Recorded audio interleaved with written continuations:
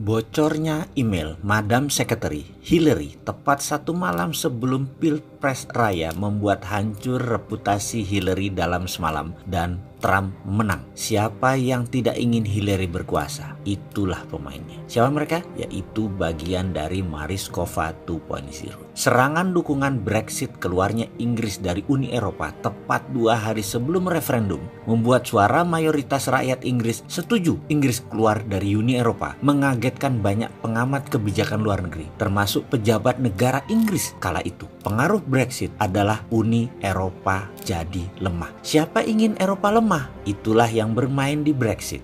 Lalu kencangnya pendukung Katalan yang ingin merdeka, yang bisa membuat Liga Klasiko, pertandingan klasik El Real dengan El Barca, tinggal sejarah kalau Catalunya atau Baski pisah dari Spanyol. Guncangnya referendum tersebut ada yang memainkan dengan cantik via sosial media dan media digital, membuat Spanyol goyang, membuat Eropa lemah. Sekali lagi, siapa di belakang Catalunya? Lalu lain lagi dengan Arab Spring di Mesir, diawali dengan kelangkaan gandum di Rusia yang gagal panen karena panas berkepanjangan di Rusia. Serangan via media sosial membuat revolusi Mesir yang menumbangkan rezim Islam versi Ikhwanul Muslimin adalah contoh serangkaian geopolitik dunia yang dimainkan 3 negara besar. Ujungnya adalah ingin manfaat benefit dari wilayah tersebut. Terlalu naif kita mengatakan bahwa dalam sebuah negara politiknya itu tidak ada campur tangan negara lain yang mencari untung dari negara tersebut. Tidak ada. Pasti ada negara yang cari untung dari negara lain tersebut. Itulah Mariskova 2.0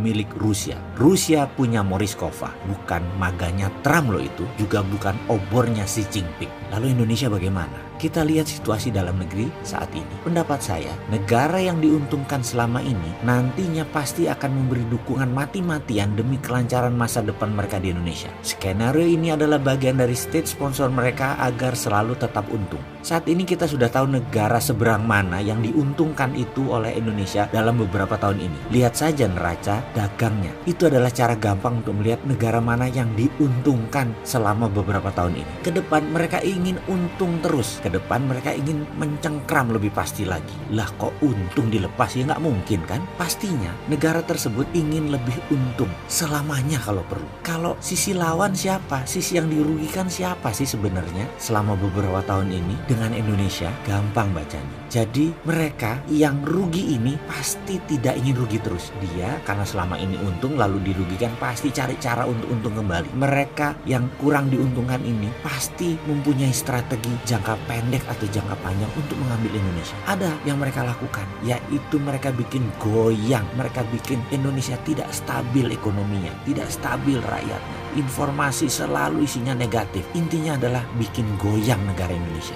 Inilah yang membuat saya berani mengatakan demo mahasiswa, kabut asap, dan konflik Papua ada pemain asing, ada sponsornya. Sekali lagi, ke depan sebaiknya Indonesia bagaimana? Ya sudah, serahkan ke pemerintah saja, udah pinter kok. Saya cuma berharap nggak ada oligarki di sekelilingnya, tidak ada plutokrasi di sekelilingnya, tidak ada geopolitik di seberangnya yang tidak diakomodir sehingga bisa ngacak-ngacak dalam negeri Indonesia. Main cantik lah wahai pejabat, kasihan rakyat itu.